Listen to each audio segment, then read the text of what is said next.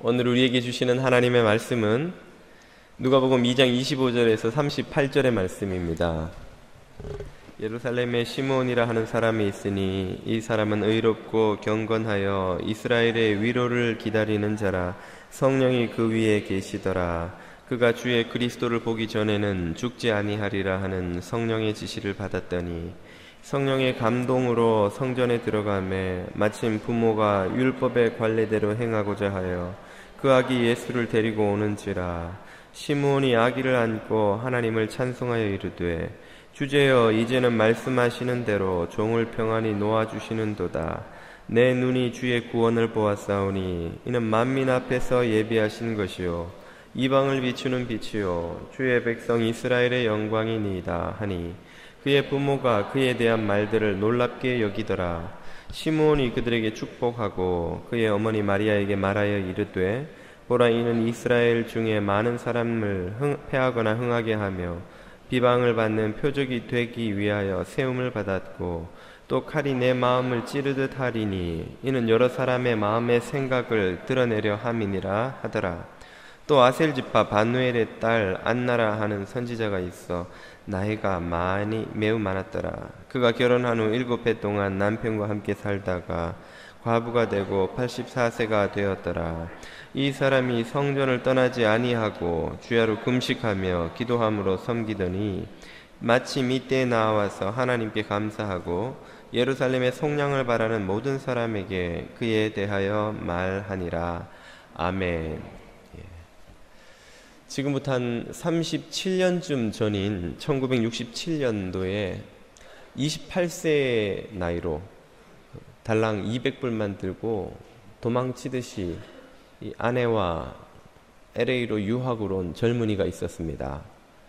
그는 한국에서의 지긋지긋한 가난의 경험, 또 2번이나 학업 대학 진학에 실패했던 그 패배감을 참 떨치지 못한 채 미국에 와서 성공하기 위해 그야말로 밤잠을 자지 않는 노력으로 열심히 공부했습니다.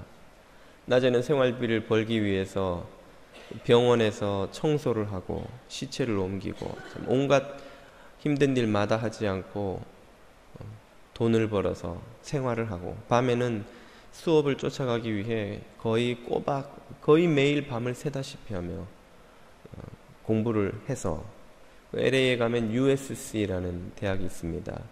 University of Southern California. 그 대학에서 미국 정치학으로 석사와 박사학위를 마침내 따낸 것입니다. 그리고 LA에서 조금 더 올라가면 그 페퍼다인 유니버시티라는 곳이 있는데 그곳에서 이제 교편을 잡기 시작해서 강의를 시작해서 4년 만에 그 학생들이 매년 투표로 뽑는 최우수 교수상을 타게 되었습니다.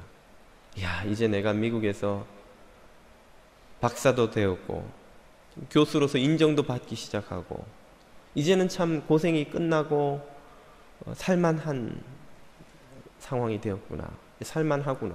마음의 안도감도 생기고 참 앞날에 대한 기대감이 막 커져가고 있던 때에 아침에 일어나면 이유 없이 막 피곤한 거예요. 그래서 갈수록 점점 피곤해져서 나중에는 정말 눈뜨기도 싫을 정도로 피곤해져서 병원에 갔더니 며칠에 걸친 정밀 진단을 하고는 의사가 말해주기를 악성 간경화가 진행되어서 간이 완전히 망가졌기 때문에 길어야 1년을 넘기지 못할 거라는 시한부 선고를 받은 것입니다. 미국에서 살아남기 위해 또 학업을 쫓아가기 위해 거의 매일 밤을 새다시피 몸을 혹사한 것이 이제 간의 파괴로 그런 결과를 맞은 것이죠.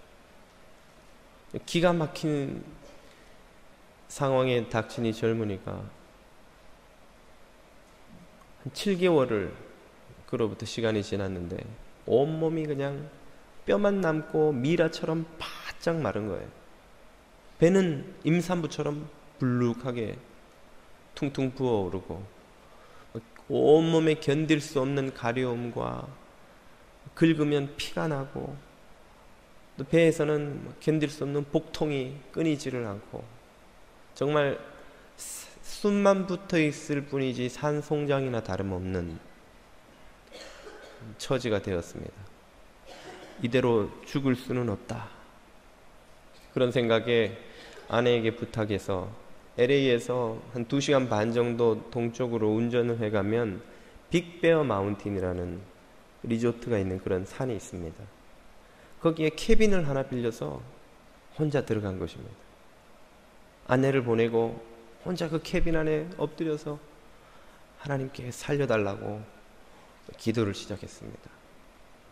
자신은 온 힘을 다해서 부르짖는다고 기도하는데 몸에 힘이 없으니까 입 밖으로는 신음소리밖에 안 나오는 거예요. 끙끙대는. 그렇게 6일을 보내고 6일째 되던 날 새벽 1시쯤에 그가 참 비통한 심정에 담요를 몸에 뒤집어 쓰고 캐빈 밖으로 나가서 그 산에 부러져 넘어져 있는 그 큰 나무들 그 앞에 둥치에 가서 엎드려 앉은 것입니다. 그리고는 하나님께 한 번만 살려달라고, 도대체 왜 나입니까? Why me? 왜 하필 저를, 왜 하필 지금 아내와 저 어린 2 자식은 어떻게 하라고 저를 여기서 데려가시겠다는 겁니까? 그러면서 비통한 심정으로 기도를 부르짖어 드렸습니다. 그렇게 한참을 기도하고 났는데 갑자기 자기 입에서 자기도 생각지 못한 말이 튀어나오는 거예요. 한 번도 생각해보지 못했던 말인데 그의 입에서 갑자기 소리가 터지기를, 네가 죽어가고 있는 것이 육신의 독 때문이 아니라 영혼의 독 때문이라는 것을 정녕 알지 못하겠느냐. 깜짝 놀라서 그가 도대체 이게 무슨 소린가 하고 있는데 그의 눈앞에 지난 시절에 그가 저질렀던 온갖 죄악들이 다큐멘터리 필름처럼 눈앞에 쫙 펼쳐지는 것입니다. 그는 35세에 장로 장립을 받을 만큼 둘째가라면 서러울 정도의 충성심으로 교회를 섬긴 사람이었습니다. 그리고 그것을 늘 자랑스럽게 여기고 자부심을 갖고 살았습니다. 나만큼만 신앙생활하고 나만큼만 교회를 섬기보라고. 그런데 하나님께서 그 모든 것이 다 회칠한 무덤이요, 교만이요, 죄인 중에 개수와 같이 더러운 죄를 품고 외식하며 살던 어리석은 삶이라는 걸 눈앞에 보여주시는 거예요. 그리고 그 교만의 뿌리에는 지난 시절의 실패를 만회하기 위해서 어떻게든 자신이 실패한 인생이 아니라는 걸 증명하기 위해서 목숨을 걸고 공부하도록 자신을 몰아붙였던 열등감이 있다는 걸 그가 또 깨닫게 된 것입니다. 그가 입으로는 젊은 시절에 교회 장로가 되어 하나님의 영광을 위해 사노라고 떠들고 다녔지만 실제로는 자기 안에 있는 세상적인 욕망을 이루기 위해 지금껏 달려왔다는 사실을 하나님이 다 보여주시는 겁니다. 그가 나중에 그날 밤에 주님이 보여주신 죄목을 노트에 한 줄씩 적었더니 52페이지에 죄목록이 나오더라는 거예요.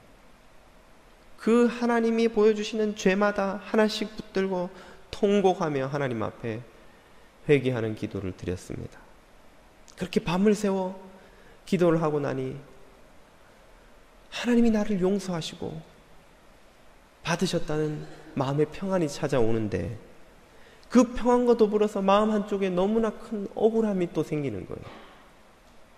내가 지금 죽어도 그리스도의 은혜를 힘입어 천국 가리라는 것에 대한 의심이 조금도 없지만, 그러나 지금까지 40년이 안 되는 인생을 어리석게 내 욕심만을 위해 살아오다가 이제 겨우 자신의 죄를 깨닫고 그대로 죽어버린다면 하나님의 은혜를 갚을 수 있는 길은 내게 도대체 어디에 있단 말인가?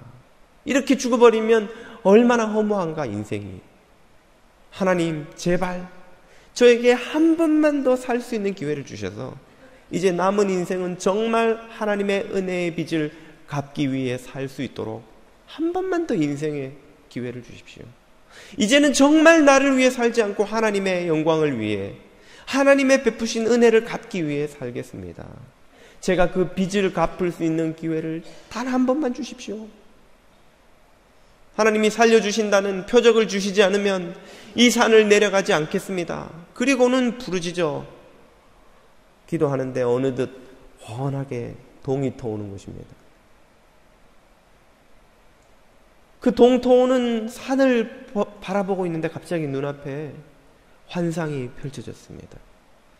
눈처럼 하얀 옷을 입은 어떤 분이 자기를 품에 안고 등을 도닥도닥 해주시면서 내가 너를 용서하였다. 내가 너를 용서하였다. 내가 너를 용서하였다. 3번 말씀해 주시는 것입니다. 그는 베드로를 3번 질문하심으로 용서하신 주님처럼 주님께서 자신을 용서하셨을 뿐 아니라 이제 살려주실 것이라는 확신을 그 순간에 갖게 되었습니다. 그 길로 아내에게 전화를 해서는 나 좀 데리러 오시오. 아내가 그 산에 올라와서 그를 부축의 차에 태우고 내려가는데 아내의 손을 붙잡고 여보 차를 갓길에 좀 대주시오. 왜 그러십니까? 왜 그래요 당신? 차를 세우고는 차 안에서 아내의 손을 붙들고 여보 내가 그동안 당신에게 무례하게 하고 당신을 무시하고 당신 앞에 교만했던 모든 걸 다 회개하오. 나를 용서해 주시오. 내가 당신에게 그렇게 했던 건 내 안에 있는 열등감이 너무 커서 그랬던 거예요. 나를 용서해 주시오. 집에 가서는 아이들 앞에 무릎을 꿇고 얘들아 아빠가 그동안 너희들에게 잘못한 말과 행동들이 얼마나 많았는지 다 용서를 구한다. 아빠를 용서해다오. 그리고 교회 가서는 하나님이 나를 살려주셨습니다. 고쳐주셨습니다. 그러니까 교인들이 다 걱정을 하는 거예요. 아니 아직도 얼굴은 미란데 저러다가 병 안 나으면 어떡하려고 하나님이 살려주셨다고 저렇게 큰 소리를 치시나. 걱정 마십시오. 하나님이 저를 살려주셨습니다. 그리고는 다니엘서에 나오는 것과 같은 음식으로 식이요법을 시작했습니다. 다니엘서에 보면 채소만 먹은 다니엘과 친구들이 고기 먹은 이 사람 젊은이들보다 더 얼굴이 윤택했다는 표현이 나오죠.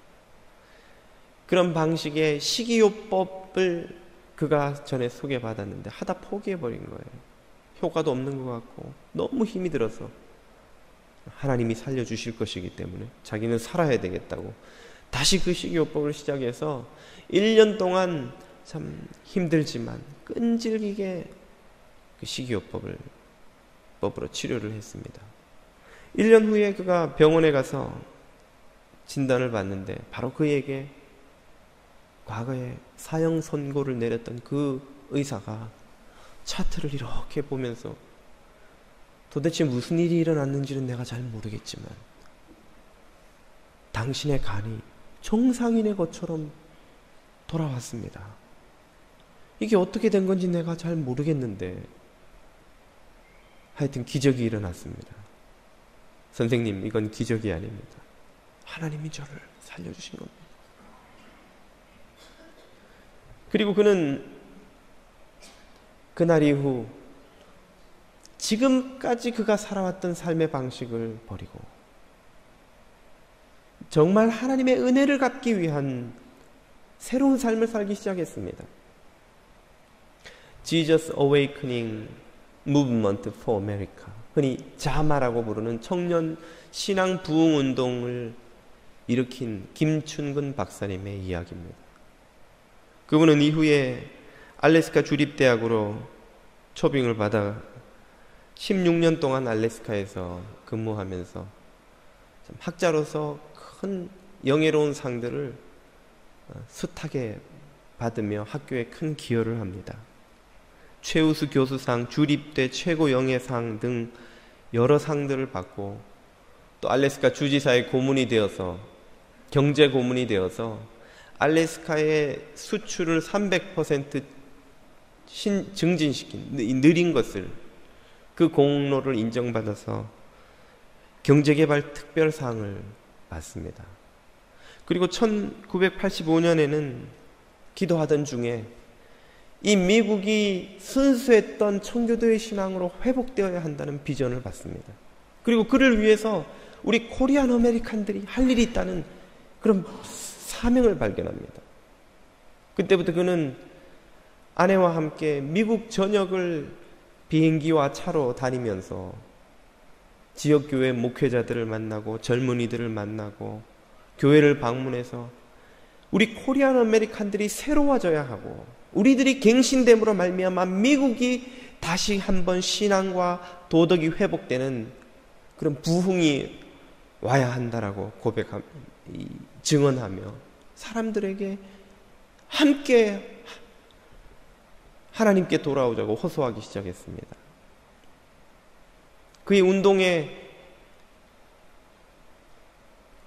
참여하는 이들이 늘어나면서 자마 운동이라는 것이 시작되어서 캘리포니아를 중심으로 하는 혹은 매년 때로는 2, 3년마다 한 번씩 하는 자마 집회에는 매번 수천 명의 젊은이들이 1세, 1.5세, 2세 젊은이들이 모여서 하나님께로 돌아오고 타협했던 과거의 삶을 버리고 삶을 갱신하고 신앙을 갱신하여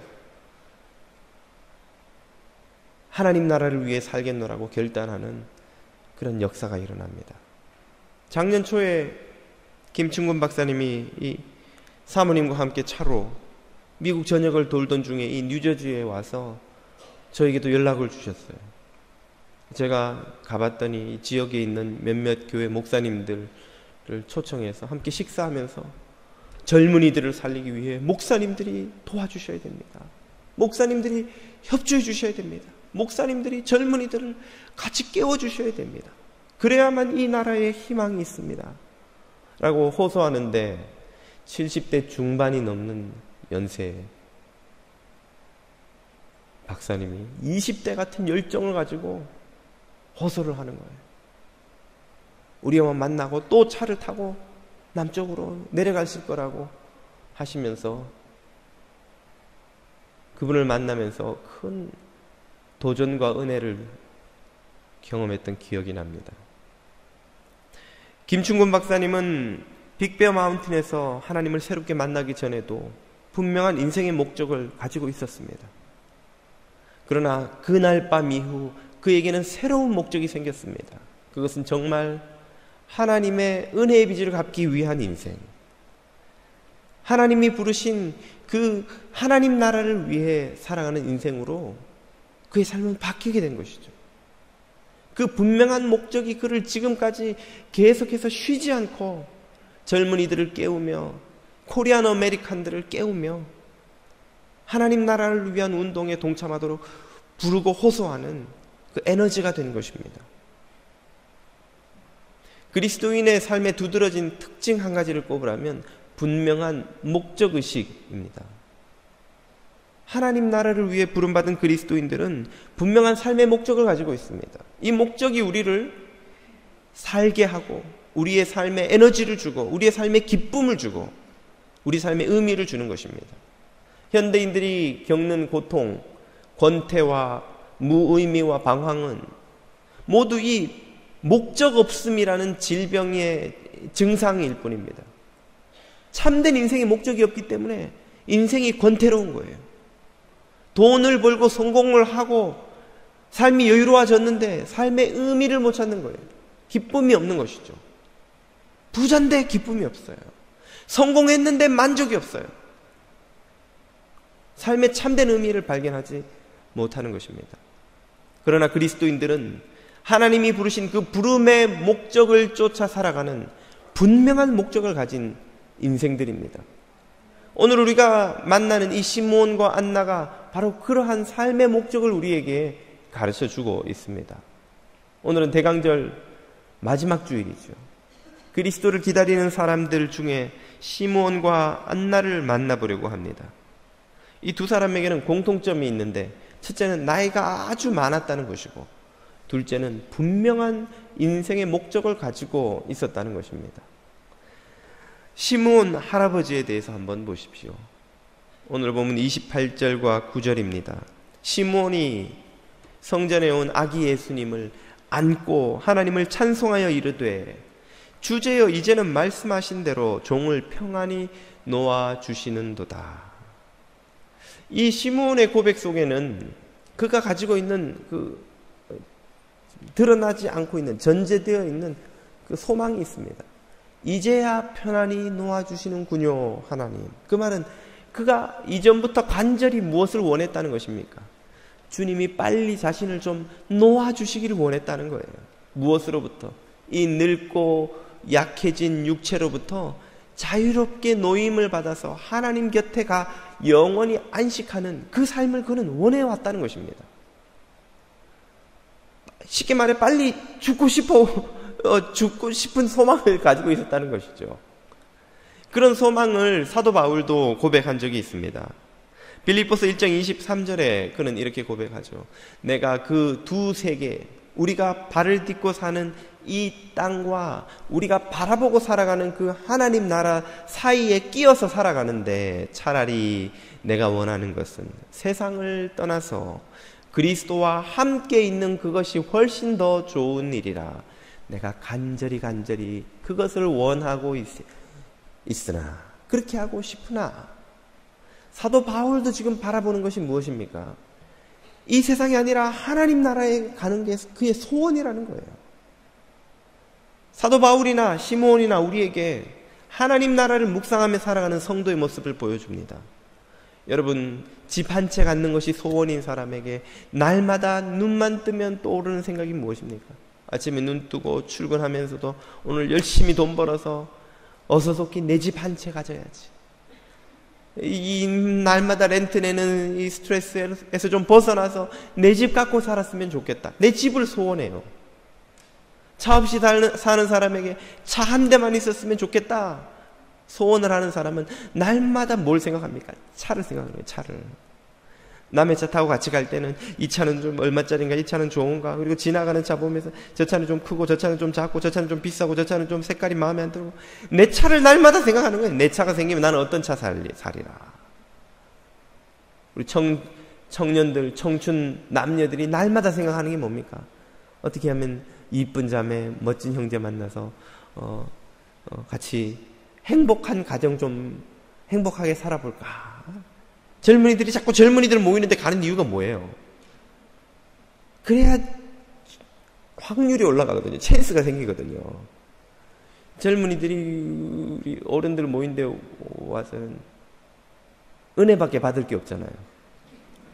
은혜가 다지만 젊은이들이 있는데 가야, 젊은이들 하고 있어야 막, 그때는 말씀에 은혜가 없어도 그냥 앉아만 있어도 은혜가 있어요. 막 앞뒤 좌우에 전부 이쁜 자매, 멋진 형제들 막 앉아 있으면, 그래서 청년들은 청년부에서 또 모이는 겁니다. 그 젊은이들이 늘 생각하는 게 뭐예요?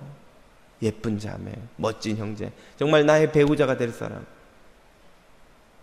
젊은이들이 그 아름다운 결혼을 꿈꾸듯이, 집을 사고 차를 사고 혹은 성공을 꿈꾸는 사람들이 그것들을 꿈꾸듯이, 그리스도인들은 무엇을 바라보고 무엇을 소망하고 무엇을 묵상합니까? 하나님의 나라를 묵상하는 거예요. 하나님의 나라를 생각하는 거예요. 하나님의 나라를 늘 바라보면 그 하나님의 나라가 점점 더 우리에게 실제가 됩니다. 그저 성경에서 읽는 어떤 구절이나 설교 시간에 듣는 어떤 이미지, 모호한 그 어떤 대상이 아니라 실제가 되는 거예요. 실제가. 하나님과 더불어 살며 하나님의 그 완전하고 아름답고 조화로운 통치 가운데 살아가는, 오늘 본문에 보면 시므온도 그러하고 많은 성전에 있는 사람이 이스라엘의 속량을, 위로를 기다린다 그랬습니다. 그들이 기다리는 게 뭡니까? 성도들이 기다리는 게 뭐예요? 하나님의 완전한 구원, 하나님과 더불어 거하는 구원. 사도 바울은 그래서 하나님 곁에 있는 것, 시므온은 그래서 하나님 곁에 있는 것을 소망하는 거예요.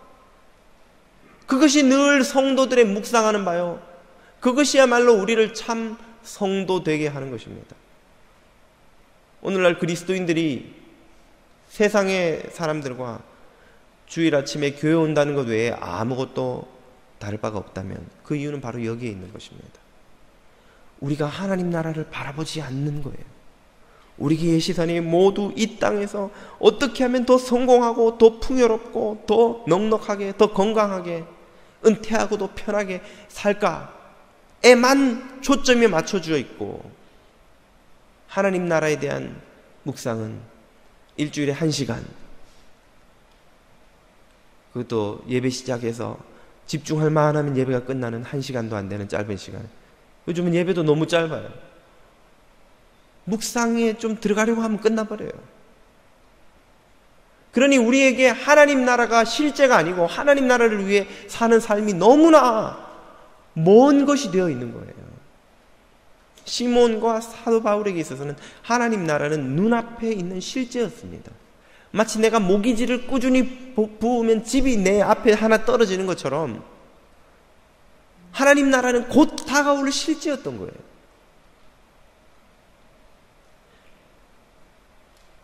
오늘 저와 여러분에게 하나님 나라가 관념이 아니라 실제로서 다가올 수 있기를 축복드립니다. 그렇게 사도 바울과 시몬은 하나님 나라를 소망했는데, 그럼에도 불구하고 그들은 쉽게 말해 금방 죽지 않았습니다. 그 하나님 나라에 빨리 가지 못했습니다. 그 이유가 무엇입니까? 사도 바울은 아까 읽었던 빌립보서 1장 23절 이하 4절에서 이렇게 말하죠. 내가 육신으로 있는 것이 너희를 위하여 더 유익하리라. 사도 바울이 이 땅에 아직 살아있는 이유는 이 땅에서 할 일이 있기 때문입니다. 빌립보 교회죠. 여기에서는 바울이 세운 많은 교회들의 갓난아기 같은 신자들을 잘 가르치고 양육하여 그리스도의 장성한 분량에 이르기까지 자라가게 해서 교회를 세우고 지키고 복음을 전파하는 장성한 일꾼이 되도록 하는 데까지가 사도 바울의 사명이었던 거예요. 그걸 이루고 가야 하기 때문에 아직 이 땅에 그는 남아있었던 것이죠. 똑같은 이유가 시므온이 노임을 받지 못한 이유이기도 합니다. 시므온에게도 같은 사명이 있었습니다. 어떤 사명입니까? 오늘 본문 2장 30절 이하에서 그는 이렇게 아기 예수를 안고 선포합니다. 내 눈이 주의 구원을 보았사오니 이는 만민 앞에서 예비하신 준비하신 것이며 이방을 비추는 이방 세계까지 퍼져가는 구원의 빛이며 주의 백성 이스라엘이 누릴 영광이니이다 하니, 이 말을 누가 들어요? 누가? 33절 그의 부모가 그에 대한 말들을 놀랍게 여기더라. 예수님의 어머니 마리아, 아버지 요셉이 그 시몬의 예언을 듣는 거예요. 그리고 놀라는 것입니다. 그들은 가브리엘의 탄생 예고를 듣고도 아직 그들의 아기가 장차 무슨 일을 할지 깨닫지 못하고 있습니다. 그 부모들을 깨닫게 하고 준비시키는 것이 하나님의 계획 중에 있는 거예요. 그 부모들을 오리엔테이션 시킬 누군가가 필요했던 거예요. 그가 누구입니까? 그가 바로 시몬이거든요. 시몬. 이 일을 하기 위해, 이것이 시몬의 인생의 사명이었고 그것을 이루는 것이 그의 인생의 목적이었기 때문에 그것을 이룰 때까지 하나님이 그를 놓아주시지 않았던 것입니다. 그리고 이제 아기 예수를 품에 안고 자신의 사명을 그의 부모에게 다 설명함으로 완수함으로써 하나님이 자신을 놓아줄 것을 그는 알았던 것이죠. 그것을 위해 그는 오래 기다렸던 것입니다. 그가 예수님의 부모들에게 가르친 것은 그것뿐 아니었습니다. 예수님이 보여주실 구원의 영광과 더불어 그 구원의 영광을 위해 그분이 겪으셔야 했던 고난도 함께 예고해 주었죠. 본문 34절 이하입니다. 시므온이 그들에게 축복하고 그의 어머니 마리아에게 말하여 이르되 봐라, 잘 들어라. 이는 이스라엘 중 많은 사람을 패하거나 흥하게 하며 비방을 받는 표적이 되기 위하여 세움을 받았고 또 칼이 네 마음을 찌르듯 하리니 이는 여러 사람의 마음의 생각을 그것이 의인지 악인지 드러내게 하려 함이니라 하더라. 시몬이 예고하는 이 장면은 장차 마리아가 자신의 아들 예수님이 십자가에서 온갖 수치와 모욕을 겪으시고 감당기 힘든 고난과 고통 가운데서 죽어가는 것을 엄마의 눈으로 똑똑히 봄으로써 겪게 될 일을 미리 예고하는 것입니다. 예방주사를 놔주는 거예요. 그때 칼이 네 마음을 찌르듯 할 것이다. 자식이 감기에 걸려서 밤에 잠을 못 자고 열만 오르내려도 힘이 들어 편히 잠을 못 자는 것이 엄마인데 그 자식이 십자가에서 매달려 죽어가는 것을 보는 엄마의 마음이 어떻겠습니까? 칼이 그 마음을 도려내듯 하는 고통이 오는 거예요. 그러나 그때 깨달으라는 것입니다. 너의 아들의 이 예수의 무죄한 고난이 수많은 사람들의 구원을 위한 것이요 또 사람들의 마음에 있는 악과 불의를 모두 드러내는 하나님의 심판이 되기도 하리라는 것을, 하나님의 구원을 위해 너의 아들이 십자가에 달린다는 것을 그때 깨달으라는 거예요. 아마도 십자가 밑에서 갈릴리에서 온 여제자들과 함께 예수님을 바라보는 마리아의 심정에는 이 때에 들은 시므온의 예언이 떠올랐을지도 모릅니다. 복음서를 보면 마리아가 가브리엘의 말이나 이 시므온의 말이나 나중에 예수님이 12살 때 유월절을 지키러 올라갔다가 한 말들을 모두 마음에 새겼다 그랬어요. 마리아가 마음에 새겼다 그랬어요. 이게 무슨 뜻일까? 다 이해하지는 못하지만 여기에 무슨 하나님의 뜻이 있을 거라는 마리아가 생각을 했던 거예요. 그리고 십자가 아래서 마리아는 그 모든 예언의 의미를 깨닫게 되었을 것입니다. 비통한 심정으로, 죽고 싶은 심정으로, 절망할 수밖에 없는 상황에 그 시므온의 예언을 떠올리며 이것이 하나님의 계획이라는 것을, 하나님의 반전이 있을 것이라는 것을 마리아가 생각할 수 있었던 것이죠. 누구를 통해서? 바로 이 시므온을 통해서. 하나님이 시므온에게 그 사명을 주신 거예요. 그 사명을 이루는 게 시므온의 목적인 것이죠. 시몬이 살아오면서 이때까지 이것 말고는 아무것도 안 하고 방에 그냥 가만히 있었겠습니까? 그도 일했을 테고, 그도 기도하고, 그도 가정생활하고, 그도 자녀를 키우고, 그도 나가서 뭔가를 하고 많은 걸 했겠지만 그 많은 것이 다 의미가 물론 있지만 그 어떤 것보다 중요한 그의 인생의 사명이 하나 있었는데 그것이 바로 이것이었죠. 예수님의 부모님에게 하나님의 계획을 오리엔테이션 시켜 주는 것입니다. 똑같은 사명을 안나도 갖고 있었습니다. 36절 이하를 보십시오. 또 아셀 지파 바누엘의 딸 안나라 하는 여선지자가 있었는데 그녀가 나이가 매우 많았습니다. 뒤에 나오는 표현들을 정리해보면 약 106세쯤 되었다고 볼 수 있습니다. 그동안 그녀가 무엇을 했습니까? 이 사람이 성전을 떠나지 아니하고 주야로 금식하며 기도함으로 섬기더니 마침 이때에 나와서 하나님께 감사하고 예루살렘의 속량을 바라는 모든 사람에게 그에 대하여 말하니라. 시므온이 예수님의 부모에게 오리엔테이션 하는 것이 사명이었다면 이 안나는 성전에 모여 예루살렘의 속량을 위해 기도하는 이들에게 기도를 멈추지 말고 낙심하지 말고 끝까지 하나님의 구원을 기다리라고 격려하는 것이 그녀의 사명이었던 것이죠.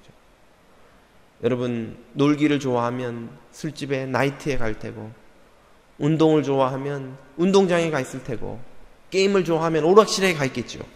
그러면 성전에 와서 기도하는 사람들은 무엇을 바라보는 사람들입니까?